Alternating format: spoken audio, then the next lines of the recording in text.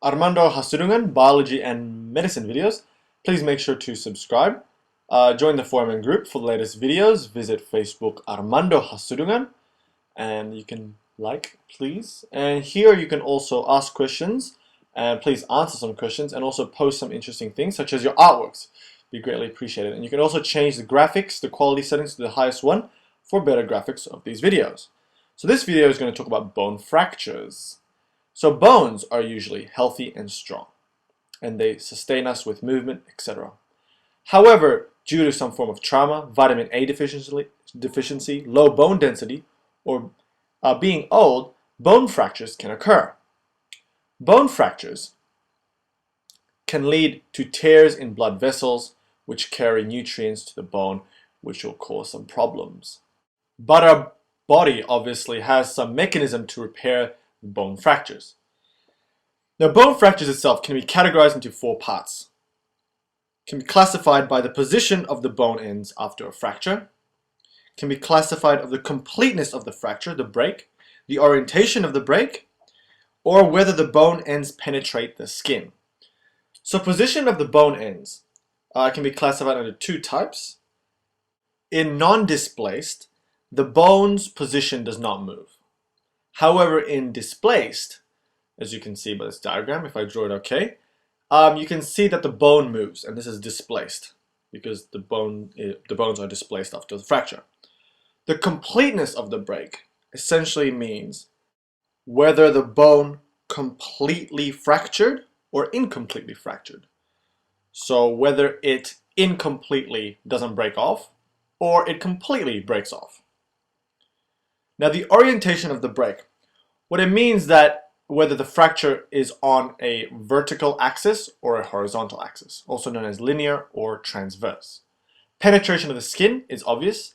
A fracture that penetrates the skin will cause a compound fracture, and one that does not penetrate the skin will cause a simple fracture. Okay, let's just learn more about bone fractures. Let's just say a kid fell down and broke his fibula or tibia, for example. So now, what happens to the bone? Let's zoom into the bone and learn how the fracture repairs itself. So here is a bone, a typical long bone. Contains the periosteum, which wraps around the bone. This is the fracture. We have the compact bone and the hollow tube, which is formed by the compact bone, and we also have the spongy bone. We have blood vessels here, and blood is formed and accumulates in the body. This is just after the fracture. However, a few seconds, minutes after the fracture, we have major swelling. Here's a fracture again. This stage is known as the hematoma stage, or where the hematoma formation begins. And essentially, the hematoma formation is when blood accumulates, forming the hematoma. And this causes a death of some cells and swelling and pain associated with the area. And as you can see, the vessels are damaged here. After a few days, the bone will go to the second stage, known as fibrocartilaginous calla stage, or the fibrocartilaginous callus formation, the soft callus formation. So the blood vessels here are regrowing. We have new blood vessels forming, and a type of meshwork from granulated tissue forms the callus. And also outside the fracture, where the periosteum is, we have the external callus being formed.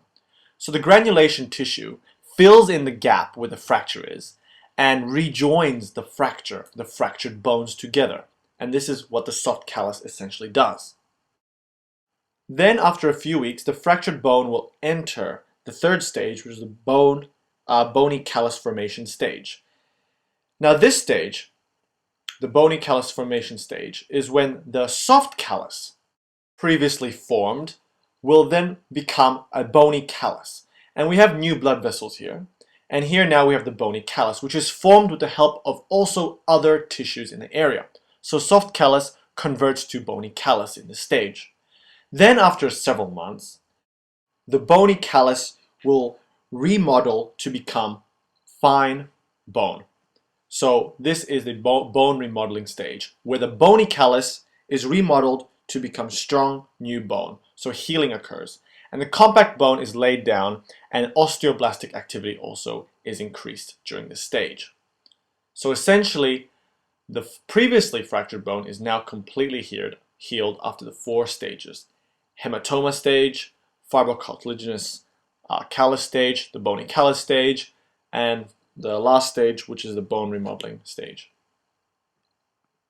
Let's talk about osteomyelitis now, which is related to bone fractures. So what is osteomyelitis? Well, osteo means bone and myelitis means marrow, and we'll see the relationship why. Osteomyelitis is when a bacteria, specifically a Staphylococcus strain, can infect a bone during a bone fracture or through the bloodstream. And once this bone has been infected, the person will start feeling severe pain, sweating, and also swelling of the bone injured site. And what this bacteria usually infects are long bones, the ends of long bones. And at the ends of the long bones, the bacteria will cause necrosis of the bone cells. So the bone cells begin to die, and there's also pus being formed, and essentially this previously strong bone will become weak. Not only that, but if this condition is not treated as soon as possible, the osteomyelitis can become chronic, and a lot of bone cells can begin to die, and this can have serious consequences. And this black patch is the infected area, for example. And the cause of osteomyelitis, as I mentioned, is Staphylococcus, but particularly this type Staphylococcus aureus. So once this bone has been infected, there are some serious changes. First of all, pus can be formed by the infected area because of immune cells trying to neutralize this problem. So pus formation. And it moves out of the cavity and pushes the peritoneum out. And essentially, after a while, what this would do is that new bone formation could possibly occur, because the bone cells around that area will think that the body wants to create new bone. But essentially, osteomyelitis actually causes bone death, specifically at the ends of long bones. And that is why osteomyelitis is a very serious condition. So that concludes this video on bone fractures. We talked about bone fractures, the types of bone fractures, how bone fractures are healed, and we talked a little bit about osteomyelitis. I hope you actually enjoyed that short video. Please comment, like, and subscribe. シャンキョー